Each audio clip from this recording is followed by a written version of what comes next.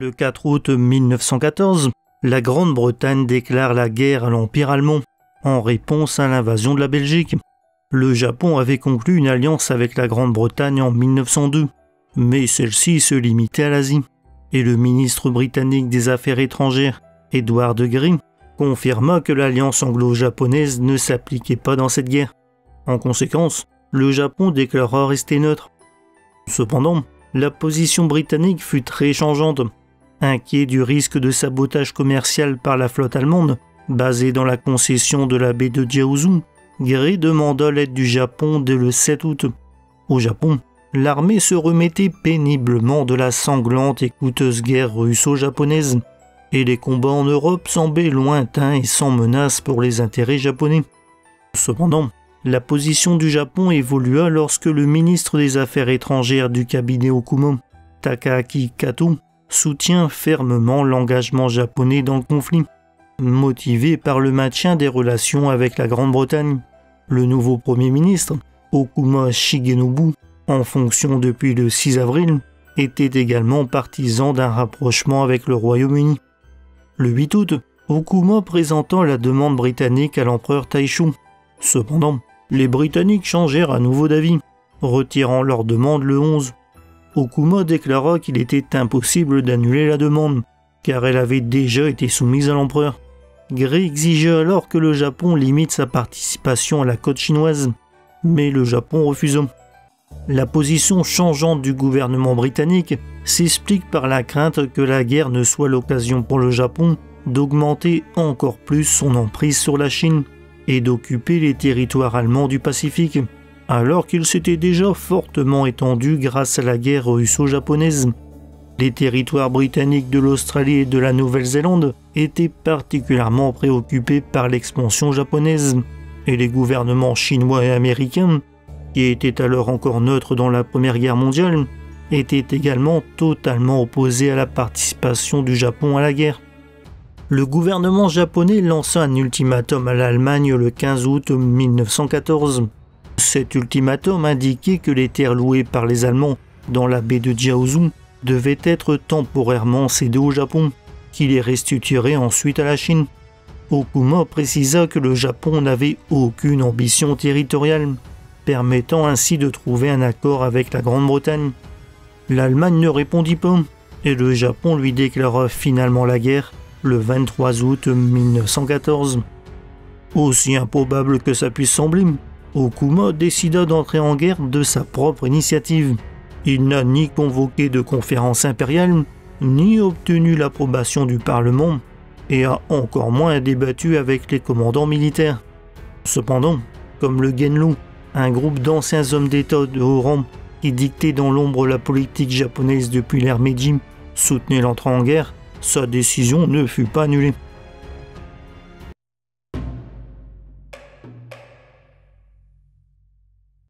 Le 27 août 1914, le Japon entreprend de capturer Qingdao et envoie sa deuxième flotte pour bloquer la flotte allemande. Cependant, la marine allemande avait anticipé cette manœuvre, retirant la majeure partie de leur flotte avant le déclenchement de la guerre. La marine allemande n'était clairement pas motivée pour affronter la marine japonaise, qui avait écrasé la puissante marine russe à peine quelques années plus tôt. Entre le 1er et le 11 septembre, environ 29 000 soldats japonais et un contingent de 1500 soldats britanniques débarquèrent à Longkou, au nord de la péninsule de Shandong. Bien que ça puisse sembler éloigné, ça s'explique par la grande prudence face aux mines et aux navires allemands. D'ailleurs, durant toute cette campagne, l'armée japonaise s'est montrée exceptionnellement prudente, prenant beaucoup de temps pour amener de grandes quantités d'équipements et pour sécuriser les voies de transport, commençant le 28 à construire des positions pour assiéger la forteresse allemande lourdement défendue. À cause des conditions météorologiques très défavorables, la construction prit plusieurs semaines. Une fois bien établis, les canons arrivèrent en nombre et tirèrent sans interruption durant toute la semaine du 31 octobre au 7 novembre. Encore une fois, l'armée se montra très prudente, basant toute sa stratégie sur l'écrasement de l'ennemi par l'artillerie, loin de la guerre russo-japonaise, où l'armée japonaise lançait des vagues de fantassins dans des charges sanglantes. En seulement 7 jours, les canons japonais déversèrent pas moins de 1600 tonnes d'obus sur la forteresse, soit 40% de ce qui a été tiré pendant 6 mois sur Port Arthur. Devant ce déluge, la forteresse capitula le 7 novembre 1914, avant même que l'infanterie n'attaque. Il convient de souligner que durant la Première Guerre mondiale, tout comme pendant la guerre russo-japonaise, l'armée japonaise a rigoureusement respecté le droit international et traité avec respect les prisonniers de guerre allemands.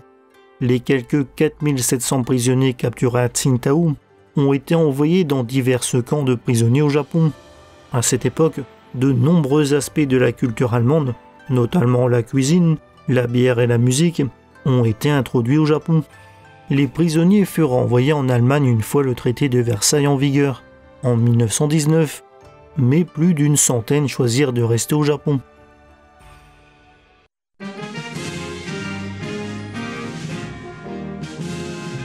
Alors qu'au début, la Grande-Bretagne incitait le Japon à limiter sa participation, la situation change quand il devient clair que la guerre ne sera pas aussi simple et rapide qu'espéré. Rapidement enlisés dans une guerre des tranchées sanglantes, les Britanniques demandent au Japon d'envoyer des troupes en France. La France, la Belgique et d'autres pays européens adressent également plusieurs demandes d'aide militaire au Japon. Avant même l'entrée en guerre du Japon, plusieurs journaux français s'interrogeaient déjà sur l'éventualité de l'envoi de troupes japonaises en Europe. Avec l'arrivée du premier hiver de la guerre, l'idée d'une aide japonaise trouve de plus en plus de soutien en Occident, suscitant des débats intenses au Japon sur cette possibilité. Certains voient cette intervention comme une opportunité de démontrer la puissance du Japon et de rivaliser avec les grandes puissances mondiales. Après tout, les guerres sino-japonaises et russo-japonaises avaient grandement contribué à accroître le prestige du Japon, et cette nouvelle guerre pourrait être l'occasion d'augmenter encore plus l'influence du Japon, pour en faire une puissance mondiale. Mais pour ses détracteurs, l'armée japonaise ne devrait pas être envoyée dans un conflit lointain, qui ne menace nullement le Japon. Des inquiétudes émergent également quant à la logistique complexe du transport de troupes sur de telles distances, ce qui serait une opération totalement inédite pour le Japon. Pour ses opposants, le Japon, en tant que nation indépendante, ne devrait pas se plier aux demandes extérieures, surtout sans menace directe sur ses intérêts nationaux. Il est absolument hors de question de se comporter comme une colonie occidentale. En réponse aux demandes occidentales répétées, le ministre des Affaires étrangères, Takahaki Kato, maintient que l'armée japonaise ne peut être légalement envoyée à l'étranger sans menace directe sur les intérêts nationaux du Japon et rejette toutes les demandes tout au long de la guerre. Ainsi, l'armée impériale japonaise n'envoie aucune troupe sur le front ouest. Cependant, des Japonais se sont tout de même portés volontaires pour rejoindre les forces alliées et ont participé au combat. Le plus célèbre étant le baron Kiyotake Shigeno, qui s'est porté volontaire pour rejoindre l'armée de l'air française et a battu 6 avions, devenant ainsi le seul as japonais de la guerre. Au total, 50 Japonais ont été tués au combat en Europe.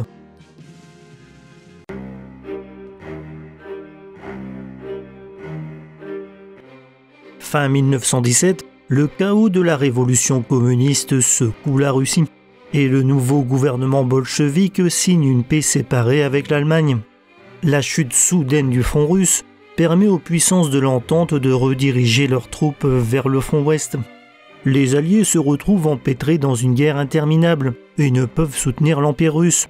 Ils se tournent alors vers le Japon et les États-Unis pour envoyer des troupes en Sibérie. L'objectif de la mission est de sécuriser l'arsenal de guerre sur place et de porter secours à la Légion tchèque, qui se retrouve bloquée derrière les lignes ennemies. Le Japon hésite un temps à intervenir, mais ayant toujours refusé d'envoyer des troupes en Europe, il n'a plus vraiment de marge de manœuvre pour refuser. De plus, le gouvernement de l'Empire du Japon est fondamentalement hostile au communisme. Certains y voient également l'occasion d'étendre la domination du Japon sur la Sibérie. Ainsi, bien que selon les accords, le Japon ne devait envoyer que 8000 hommes, les effectifs atteignirent rapidement pas moins de 70 000 hommes. soit presque 4 fois plus que toutes les autres nations alliées réunies. Le Japon continua même à envoyer des troupes en Sibérie alors que les autres pays retiraient les leurs, éveillant les craintes des Occidentaux. Les Japonais combattirent en Russie jusqu'en octobre 1922, soit bien après la fin de la Première Guerre mondiale. Mais ça fera l'objet d'une autre vidéo.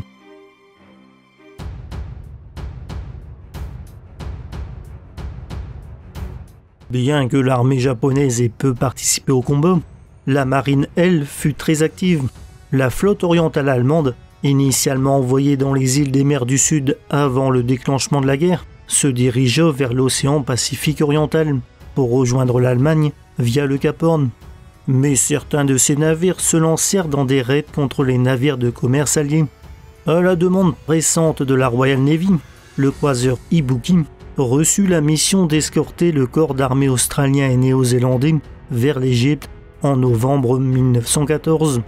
Par la suite, les navires japonais jouèrent un rôle actif dans l'escorte des navires alliés, patrouillant dans les océans Pacifique et Indien pour assurer leur sécurité. Lorsque le Japon est entré en guerre, le croiseur Izumo se trouvait au large des côtes mexicaines, protégeant les intérêts des ressortissants japonais pendant la Révolution mexicaine. Il reçut alors l'ordre de sécuriser les navires alliés et de traquer les navires allemands le long de la côte ouest des États-Unis, accompagné du croiseur Asamo et du cuirassé Isen. Le 22 novembre, l'escadron se dirigea vers le sud pour rechercher les navires allemands le long de la côte ouest de l'Amérique du Sud. Mais aucun affrontement entre navires japonais et allemands n'eut lieu. Le 11 décembre, après avoir appris la victoire britannique dans la bataille des îles Falkland, l'escadron se déplaça le long de la côte ouest de l'Amérique centrale, puis continua à naviguer dans les eaux mexicaines et américaines en janvier. En parallèle se posait la question des îles allemandes dans les mers du Sud. Initialement, le ministre Kato exprima des réticences à les occuper, craignant une réaction négative des Britanniques et des Américains. Cependant, les réserves britanniques à l'égard du Japon s'atténuèrent en septembre 1914, alors que la flotte allemande devenait plus active, provoquant notamment le naufrage du navire britannique Pegasus par le croiseur Königsberg. Aux États-Unis, la méfiance envers le Japon diminua également. Face aux inquiétudes concernant l'expansionnisme japonais, les Britanniques proposèrent une limitation des zones opérationnelles des deux pays. Le nord de l'équateur devient ainsi le secteur japonais, tandis que le sud devient la zone d'opération britannique. En septembre, l'Australie et la Nouvelle-Zélande occupèrent la Nouvelle-Guinée et les Samoa, tandis qu'en octobre, les navires japonais se rendirent dans les îles Mariannes et occupèrent les îles Marshall. En septembre 1914, les Britanniques demandèrent au Japon l'envoi de croiseurs de bataille en Méditerranée. Le ministre Kato rejeta la demande, affirmant que la marine japonaise n'était pas prête à mener des expéditions à l'étranger. En octobre, une nouvelle requête arriva, cette fois pour la participation japonaise à l'opération du blocus des Dardanelles. Mais le Japon déclina à nouveau. Le gouvernement japonais, qui avait peu apprécié les tentatives britanniques de limiter ses opérations lors de son entrée en guerre, vit cette occasion comme une forme de revanche.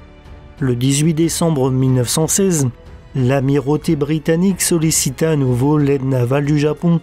Le nouveau cabinet japonais, dirigé par le premier ministre Terauchi Masatake, se montra plus enclin à une assistance militaire, mais à une condition: le soutien britannique aux revendications territoriales du Japon sur les possessions allemandes. Début 1917, face à l'adoption par l'Allemagne d'une guerre sous-marine sans restriction, les gouvernements japonais, britanniques, français et russes s'accordèrent sur la récupération des intérêts allemands dans la péninsule du Shandong et les îles des mers du Sud au nord de l'équateur par le Japon, à condition que ce dernier rejoigne le front européen. La marine impériale japonaise envoya alors la première flotte spéciale dans l'océan Indien pour escorter les convois à destination de l'Europe depuis les colonies britanniques et françaises d'Asie. En février 1917, le contre-amiral Kozo Sato, à bord du croiseur Akashi, et 8 destroyers de la classe Kabo furent envoyés en Méditerranée. Arrivant à Malte le 13 avril 1917, ils furent ensuite renforcés avec les croiseurs Izumo et Nishin. et 6 destroyers, portant la flotte à un total de 17 navires.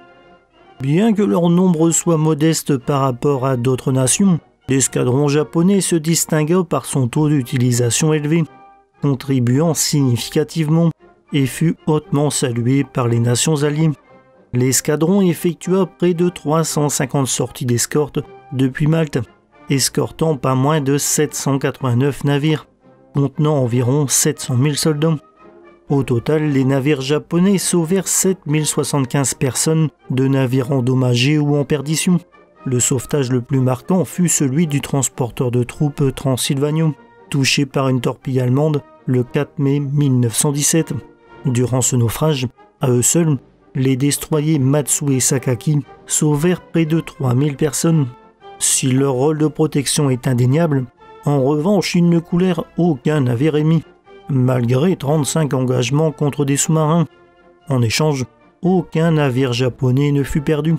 Le seul navire sérieusement endommagé fut le Sakaki, touché par une torpille du sous-marin austro-hongrois U-27 au large de la Crète le 11 juin 1917, faisant 59 morts parmi l'équipage.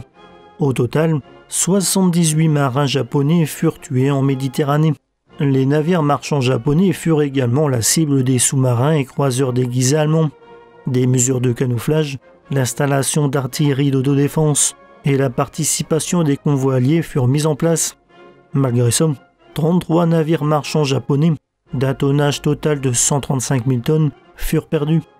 Comme le Japon était loin des champs de bataille européens et disposait de capacités de construction navale sous-utilisées, il a également exporté en 1917 12 destroyers de la classe arabe, basés sur la classe Cabot, à la marine française. Les Britanniques ont fait l'éloge de l'engagement et de la réactivité de l'escadre japonaise, et l'escorte japonaise fut hautement appréciée par les navires de transport alliés. En retour, les Japonais ont absorbé les techniques et technologies britanniques de guerre anti-sous-marine et ont acquis une précieuse expérience opérationnelle. Après la guerre, la marine japonaise ramena 7 sous-marins allemands comme prise de guerre, ce qui contribua grandement au développement de ses propres sous-marins.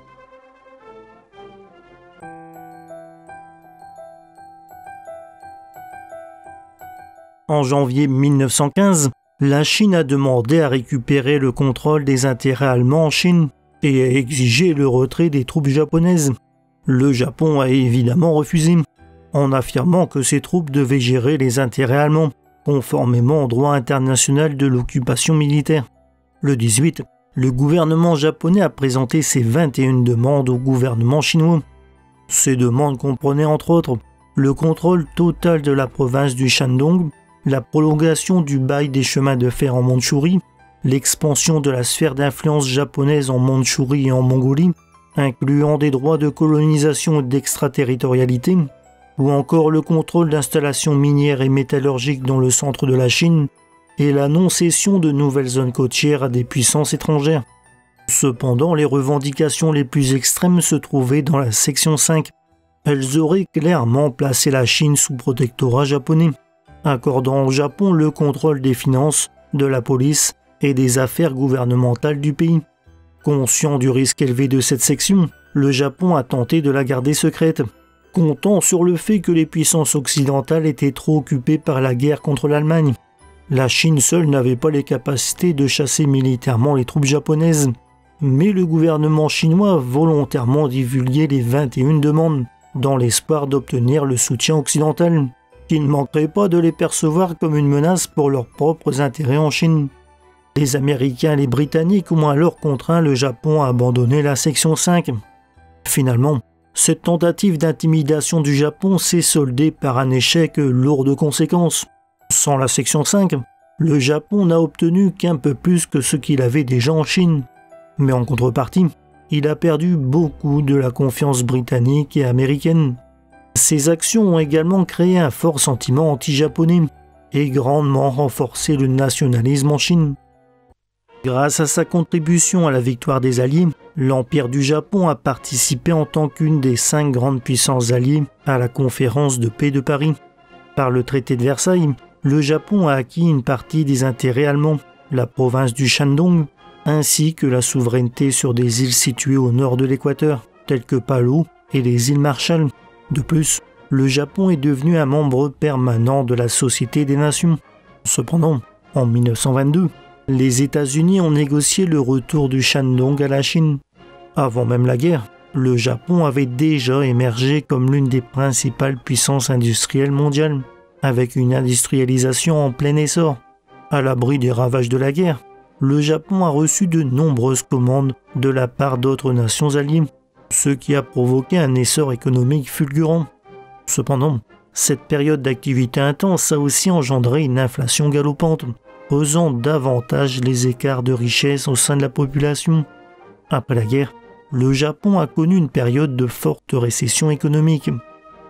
Lorsque les États-Unis ont rejoint la Première Guerre mondiale, en avril 1917, ça a mis le Japon et les États-Unis du même côté, bien qu'ils entretenaient des relations de plus en plus tendues.